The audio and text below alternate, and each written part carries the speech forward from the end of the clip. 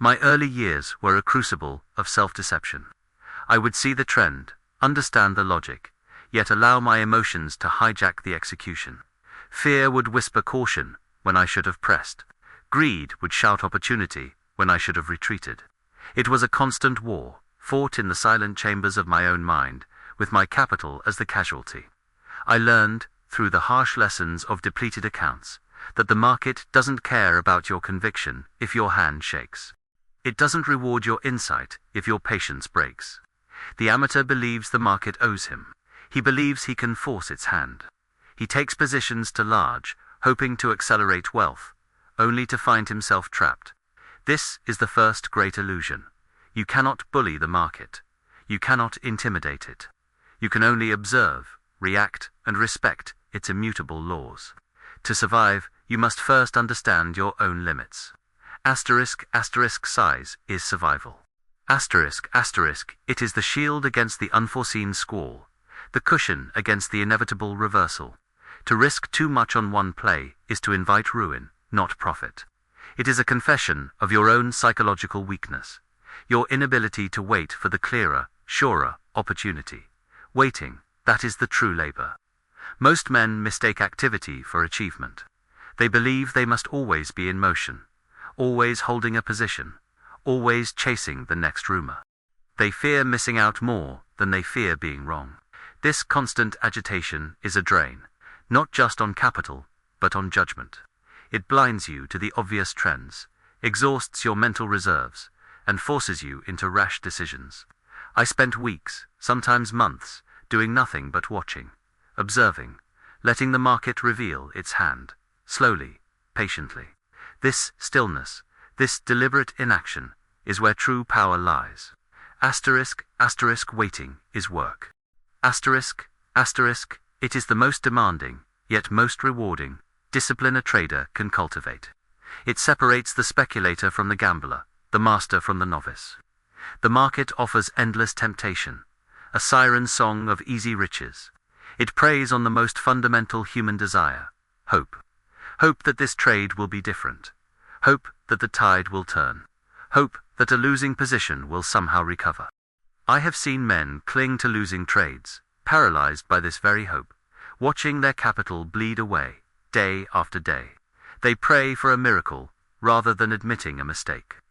They rationalize, they invent stories. They refuse to confront the cold, hard reality of the tape. This is not strategy, it is a delusion. Hope is the costliest position on the market. It is a sentiment, an emotion, and the market has no sentiment. It has no emotion. It only has price and volume. To trade on hope is to surrender your reason, to abandon your system, and to invite financial devastation. You must excise it from your trading arsenal, ruthlessly. When a trade goes against you, hope will tell you to wait. Discipline will tell you to cut your losses. One leads to ruin, the other to preservation. I recall a particularly brutal period, a series of losses that threatened to break me. Each setback fueled a desperate urge to immediately recoup, to double down, to prove myself right. My mind screamed for vindication. My hands hitched to place the next trade, any trade, to escape the pain of the last. It was an internal maelstrom, a raging battle between the logical observer and the wounded ego. I saw the patterns, understood the probabilities, but the emotional pull was immense. It felt like standing at the edge of a precipice, knowing the path to safety, yet feeling an invisible force tugging me towards the void. The external chaos of the market was merely an echo of the internal chaos within me. Until I mastered myself, I could never hope to master the market. The true adversary was not the price action, but the man looking back from the glass. This realization, hard-won through countless defeats, began to reshape my entire approach. This is the hard truth. The market does not care how smart you are, how much you've studied, or how badly you need a win. It only cares about the forces of supply and demand, and your ability to navigate them without succumbing to your own human frailties. The game is played within. It is a solitary battle, fought against the most cunning opponent imaginable. Yourself, the game is played within. It is a solitary battle, fought against the most cunning opponent imaginable, yourself. I understood then that my enemy was not the market's volatility, but my own. Not its unpredictability, but my desperate need for control. I had to learn to observe myself with the same cold, detached precision I applied to the ticker tape. Every impulse, every surge of greed, every tremor of fear, these were the real trades I needed to manage. I began to keep a mental ledger, not just of my positions, but of my emotional states. When did I feel invincible? When did panic set in? What triggered the urge to abandon my plan? This self-analysis was more grueling than any market analysis. It forced me to confront the uncomfortable truths about my own character. The market, in its brutal indifference, became my mirror. It reflected back my impatience, my arrogance, my fundamental human flaws. It taught me that conviction, however strong, is worthless without control. It showed me that insight is a liability if it leads to overconfidence. The price action was merely the scoreboard of my internal struggle. To survive, I had to become impersonal. I had to strip away the ego, the hope, the fear, and see only the data. This meant developing a system, not just of entry and exit points, but of *self-discipline, a rigid framework that would override my emotional impulses. I learned to make my decisions when I was calm, clear-headed, and then to execute them without hesitation or second-guessing, regardless of the immediate outcome. The plan became paramount, not the feeling. It was not easy. The old habits, the emotional urges, were deeply ingrained. They screamed at me to deviate, to chase, to cut losses too soon, or let profits run into reversals. There were days I felt like a man chained to a mast, listening to the market's siren song, desperate to break free and dive into its tempting waters. But I had seen too many fortunes dashed on those rocks. I had felt the sting of my own folly too many times. I forced myself to adhere, to wait, to watch, to do nothing when my gut demanded action.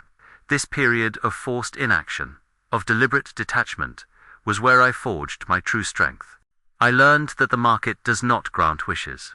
It presents opportunities to those who are prepared, patient, and disciplined enough to seize them.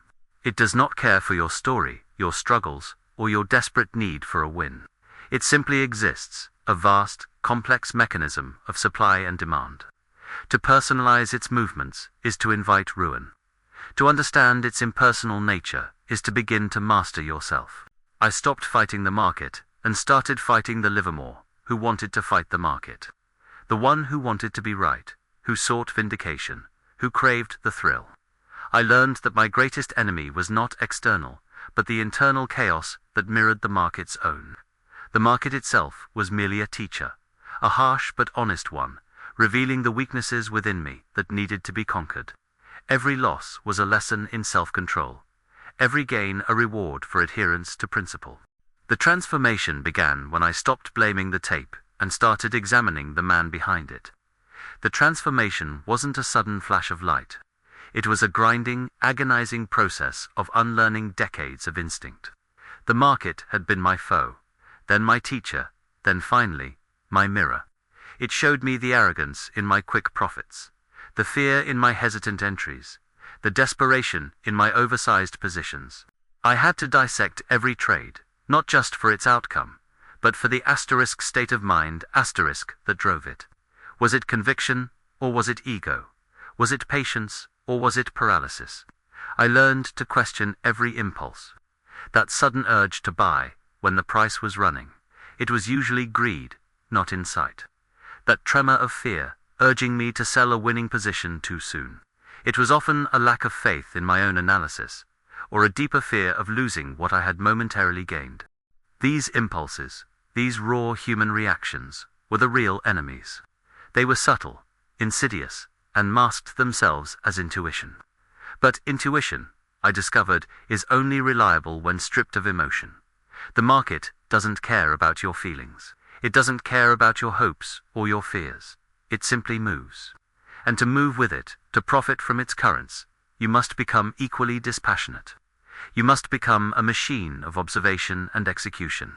This meant building a fortress of rules around myself, an unyielding framework that would stand firm against the emotional tides. Every trade had a reason, a stop-loss, a profit target. And once set, these were sacrosanct. They were not to be violated by a sudden surge of optimism or a fresh wave of panic. This rigid adherence felt unnatural at first. It felt like fighting my own nature. But I knew the alternative, the chaotic, unprofitable dance of emotional trading. I had lived that life. I had paid its price. So, I forced myself to sit on my hands, to watch the opportunities pass if they didn't fit my strict criteria. I disciplined myself to take small, manageable positions, even when my ego screamed for a grand gesture. Asterisk, size is survival. Asterisk, this wasn't just a mantra, it was a lifeline. It allowed me to stay in the game, to learn from mistakes without being wiped out, to live to fight another day. The discipline extended beyond trade management. It permeated my entire existence. I sought clarity in my thoughts, precision in my analysis, and an almost monastic patience in my execution. I understood that the market rewards not the busiest, but the most discerning. It rewards not the fastest, but the most deliberate. It rewards those who understand the profound power of inaction. Many traders see an empty order book as a wasted opportunity. I saw it as a moment of profound clarity. A chance to recharge, to observe, to wait for the undeniable signal. The greatest profits were often made after the longest periods of calm. The most significant moves always followed a period of consolidation, a gathering of forces.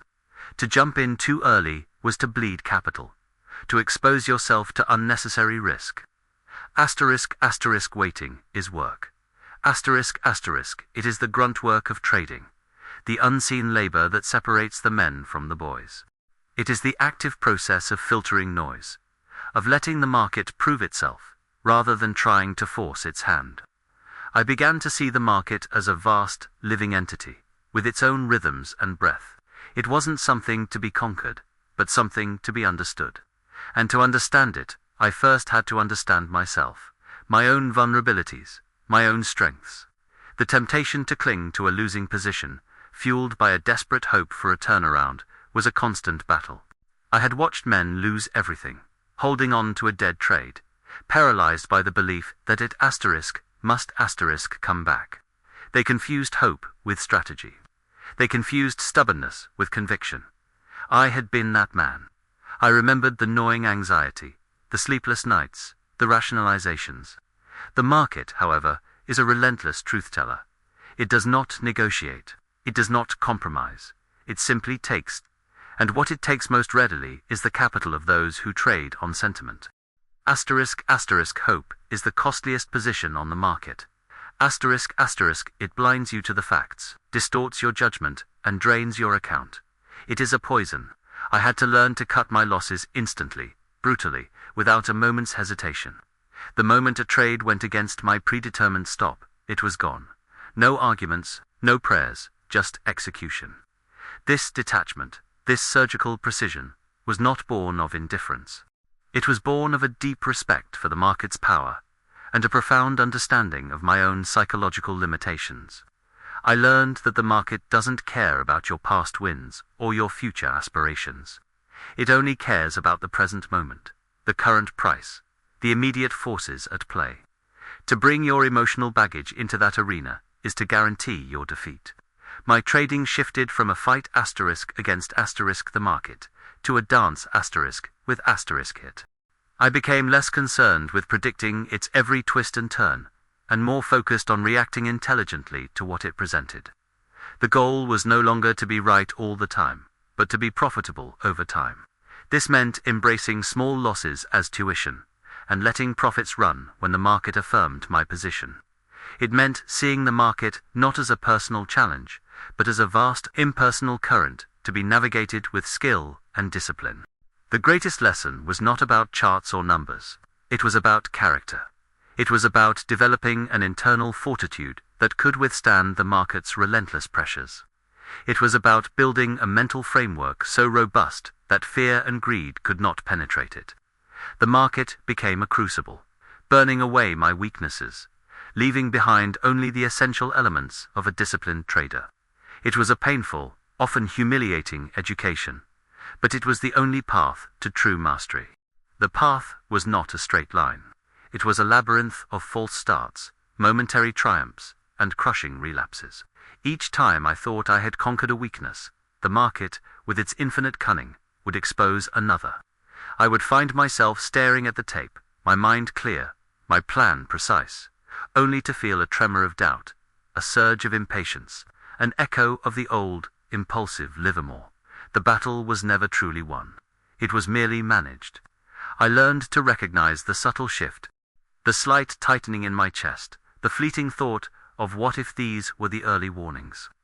They were the whispers of the ego, trying to reclaim control, to tempt me back into the comfortable delusion of hope. But hope, I knew, was a betrayer. It promised riches and delivered ruin. It was the siren song of the undisciplined mind. Asterisk, asterisk, hope is the costliest position on the market. Asterisk, asterisk, I repeated it to myself, a silent mantra against the inner turmoil. Cutting losses became an art of emotional amputation. Each time, it felt like severing a part of myself, admitting a mistake, conceding defeat. My ego raged. It demanded vindication. It whispered that the market was wrong, that I was right, that a reversal was just around the corner. But the market has no obligation to conform to my expectations. It simply asterisk is asterisk. I forced my hand to execute the stop, feeling the immediate, sharp pain, followed by the immense, quiet relief of preservation. This act of cutting, swift and merciless, was not an act of cowardice. It was an act of profound courage. It was the willingness to accept a small, defined loss to protect against an undefined, catastrophic one. It was the acknowledgement that my capital was finite, but opportunities were infinite. To preserve capital was to preserve the ability to fight another day, to learn, to adapt. I began to understand that the market wasn't trying to steal my money. It was merely presenting consequences for my actions. My impatience, my greed, my fear. These were the real thieves. The market was an impartial judge, reflecting back the truth of my discipline, or my lack of it. The greatest challenges often came after a string of successes. The flush of victory, the feeling of invincibility, was the most dangerous poison. It bred overconfidence, leading to larger positions, less scrutiny, a laxity in my rules. I would find myself thinking, this time, it's different. I can handle more. This was the ego speaking, not the market. And the market always had a way of humbling the arrogant. Asterisk, asterisk, size is survival. Asterisk, asterisk, I had learned this principle through the bitter taste of over-leveraged ruin. So, I forced myself to scale back, even after significant wins. To stick to my predetermined position sizes, regardless of how certain I felt about a trade. It was counterintuitive, fighting against the natural human desire to capitalize on momentum. But I knew that true strength lay in restraint, not in excess. It was about managing the risk asterisk, of success as much as the risk of failure. And then there was the waiting. The excruciating, mind-numbing periods of inaction. My brain, accustomed to constant stimulation, screamed for engagement. It conjured phantom opportunities, whispered doubts about my strategy, urged me to do something. But I had seen the cost of premature action. The capital bled away in small, meaningless trades. The mental energy wasted chasing shadows. I learned to embrace the quiet, to sit, observe, and let the market speak for itself. It was in these periods of stillness that the true patterns emerged. The clearer trends revealed themselves. The market moved in phases, and my job was not to predict, but to identify the phase and act accordingly, or, more often, to wait. Asterisk, asterisk, waiting is work. It was the most difficult work of all, requiring immense mental fortitude, a silent battle against my own impulses. This deliberate inaction wasn't idleness. It was active observation. It was research. It was allowing the probabilities to align in my favor, rather than forcing them. It was the understanding that sometimes the most profitable position is no position at all. It was a profound shift from trying to make the market do something, to letting the market show me something. The market, in its indifferent dance, was slowly revealing its true nature. It was not a beast to be tamed, nor a benevolent giver of wealth. It was a mechanism, a reflection of human psychology on a grand scale, yes, but fundamentally, a system governed by supply and demand. My role was not to fight it, but to understand its language, to ride its currents when they were clear, and to stay ashore when the storm brewed. I began to see the market not as a personal challenge, but as a vast impersonal ocean. My emotions were the small, fragile boat, easily capsized by a sudden squall. Discipline was the sturdy vessel, the compass, the anchor. It allowed me to navigate, not to conquer. It allowed me to survive. The constant fight against my own nature, against the ingrained human tendencies of fear and greed, was the real education. Every successful trade was a testament not to my brilliance, but to my adherence to principle. Every avoided loss was a victory not over the market, but over myself. The transformation was not in learning what to do, but in learning how to make myself do it, consistently, relentlessly. I came to understand that the market's greatest trick was to make you believe it was personal, to make you believe your wins were genius, your losses a betrayal. But it was never personal. It was always a test of character, a relentless examination of one's own internal landscape. The market was simply a mirror, reflecting the truth of the man looking into it. And for years, that reflection had shown a man battling himself, a man consumed by his own impulses. But slowly, painstakingly, the reflection began to change. It showed a man learning to stand apart, to observe, to react with cold, calculated precision, not with the hot flush of emotion. This detachment, this ability to separate myself from the immediate outcome of a trade, was the hardest won victory. It meant letting go of the need to be right, the desire for immediate gratification, the fear of missing out. It meant trusting the system I had painstakingly built, even when every fiber of my being screamed to deviate. It was a profound psychological shift, moving from a gambler hoping for luck to an operator executing a well-defined plan. This was the foundation. The foundation was built on understanding that the market wasn't personal. It was a machine, vast and indifferent. My job was to operate myself within its mechanics. The fight was internal, always. This required a relentless self-assessment. Every trade, every impulse, was scrutinized. Not just the external market, but the internal reaction to it. Where did fear surface? When did greed take hold? These were the true indicators I needed to read, more vital than any ticker tape. I learned that the market would exploit any crack in my armor. Overconfidence, especially after a string of successes, was the most insidious. It whispered promises of easy money, urging larger bets, convincing me I was invincible. But I had seen the wreckage of such folly. I knew the truth, etched in the ledger of my past defeats. Asterisk size is survival. Asterisk, it was the iron rule that kept me grounded, preserving my ability to play another day, another year. It wasn't about being right. It was about staying in the game, enduring. And then there was the waiting, the silence between trades. Most men found it unbearable. They saw empty moments, missed opportunities. I saw opportunity in the stillness itself. The market doesn't pay you for constant activity. It pays you for patience, for the clarity that comes from detached observation. To rush in, to force a position, was to invite chaos, to drain capital and mental energy on inconsequential moves. I forced myself to sit, to watch, to let the patterns unfold, to resist the primal urge to do something. This was the hardest work of all.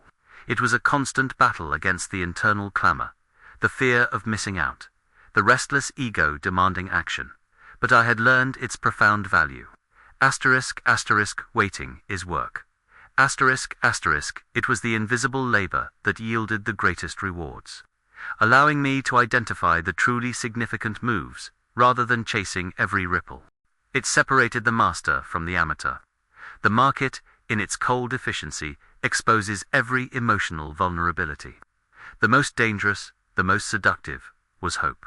It was the last refuge of a losing trader, the desperate prayer that a bad trade would somehow turn around, that the market would forgive his error. I had seen too many men cling to losing positions, paralyzed by this very hope. I had seen fortunes vanish, not because of poor analysis, but because of a stubborn, irrational hope. It was a cancer that ate away at capital, blinding judgment, distorting reality. I learned to cut, ruthlessly, instantly, the moment a trade violated my rules.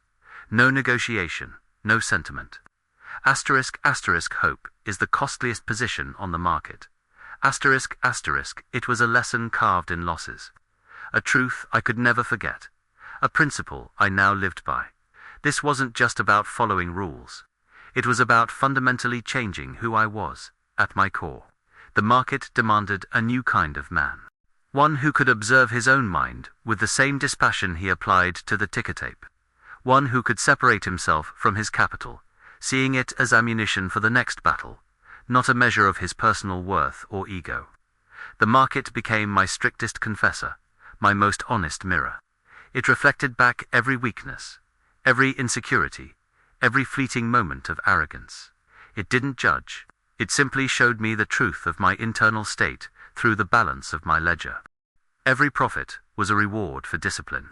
Every loss, a consequence of deviation from principle. I stopped trying to beat the market. That was the amateur's folly, the gambler's delusion. I started focusing on beating myself, on conquering the Livermore who was impulsive, greedy, fearful, and desperate for vindication. The market wasn't the enemy. It was the arena where I fought my true adversary. This reorientation, this fundamental shift in focus, was subtle at first, but profoundly powerful. It reframed everything. I spent years trying to decipher the market's secrets, to bend its will. I pored over charts, analyzed volumes, sought patterns in chaos. I believed mastery lay in understanding the external. But the truth, when it struck me, was blinding. The market has no secrets. It merely reflects the collective human condition. It has no will to bend. It simply is asterisk. The real secret, the agonizingly simple truth I had fought against. The market isn't doing anything to you. It isn't personal. It doesn't care for your hopes or your need for profit. It operates on pure mechanics, supply and demand. My battle was misplaced. I wasn't fighting the tape. I was fighting the man who believed the tape was fighting him. Every loss wasn't a market betrayal. It was a consequence of my own internal failings. My impatience, my greed, my fear. Every gain wasn't a reward for my cleverness, but for my adherence to principle, my momentary triumph over myself. The market was merely the scoreboard, the impartial judge, reflecting the truth of my character back to me with brutal honesty. It was never about conquering the market. It was about conquering Livermore. This realization was not a comfort. It was a terrifying burden. It meant I could no longer blame external forces. It meant I was solely responsible for every outcome. It meant the battlefield was not the trading floor, but the silent, treacherous landscape of my own mind. And the only variable I could ever truly control was myself, my reactions, my discipline, my resolve. The market became my greatest teacher, not by giving me answers, but by exposing my questions. Not by offering solutions, but by revealing my weaknesses. It taught me that true power lay not in predicting the future, but in mastering the present moment within myself. In the stillness, in the discipline, in the unyielding adherence to a plan, regardless of the emotional storm it stirred within. The external chaos of the ticker tape was merely a magnified reflection of the internal chaos I had carried for years. Once I began to quiet the man within, the market's movements, though still volatile, became clearer, less threatening. The patterns I sought externally had always been mirrored by the patterns of my own psychology. The true trade was not buying or selling. It was managing the self. This understanding liberated me, yet bound me to a higher standard. It stripped the illusion of external control, replacing it with the stark reality of internal responsibility. The market was not a puzzle, but a mirror. My fortune, or ruin, dictated not by crowds, but by the strength of my character, forged in self-discipline. The game was never about the price. It was always about the man. And so, the relentless introspection, the brutal self-honesty, forged a new Livermore. The impulses of fear and greed never truly vanished, for they are intrinsic to the human spirit, but their power over me diminished. They became whispers, not shouts. I learned to hear them, acknowledge them, and then, with cold, unwavering resolve, to dismiss them. My emotions were no longer the master of my decisions, but merely signals to be observed, their influence neutralized by an unyielding, almost mechanical adherence to my meticulously developed system. This was the silent, continuous war I waged, not against the market, but within the confines of my own skull. The principles I had carved out of pain, etched into my very being, size, is survival, asterisk, asterisk, asterisk, asterisk, asterisk, asterisk, asterisk, asterisk, asterisk, asterisk, asterisk, hope is the costliest position on the market. Asterisk were no longer mere rules. They were the very pillars of my psychological fortress. They were the constant, stark reminders that the greatest leverage lay not in an oversized position, but in an undersized ego. Not in frantic action, but in patient observation. Not in desperate longing, but in dispassionate execution. The market, in its ceaseless, indifferent movements, continued to offer its array of opportunities and challenges, but my reaction to them was now fundamentally different. It was measured, it was deliberate, it was detached. Ultimately, the profound truth I uncovered was this. True mastery in this unforgiving game was never about predicting the unpredictable currents of the market. It was about controlling the only predictable variable in the entire equation, myself. It was about transforming the man who looked at the tape, consumed by emotion, into a dispassionate, calculating operator, capable of executing a well-defined plan without the corrosive interference of fear or greed. The market did not make me rich. It merely provided the arena. It revealed the arduous path to self-mastery, that hard-won mastery, that internal conquest allowed me to prosper. It was a lifelong battle, fought daily, within the quiet confines of my mind. And in that relentless battle, the greatest victory was not merely in the accumulation of wealth, but in the profound, enduring conquest of self. Therefore, remember this, above all else. The market does not care how smart you are, how much you hope, or how much you desire its favors. It has no memory, no malice, no generosity. It only cares about your discipline. Every trade, every tick, every gain, every loss, is a reflection. Not of the market's whims, but of the man looking into its mirror. What does your reflection show? This journey, this unflinching look into the crucible where fortunes are forged and shattered, is not just my story. It is a blueprint. If this narrative, this raw confession of the trader's inner war, has resonated with you, if it has stirred a recognition of your own battles against impulse and illusion, then I urge you, look inward. For the market will always be there, vast, indifferent, and eternal. But the man looking at it, the man who must navigate its treacherous waters, that is where the true power lies. Your path to enduring mastery, your ultimate success or failure, begins and ends with yourself. Embrace the discipline. Conquer the man within.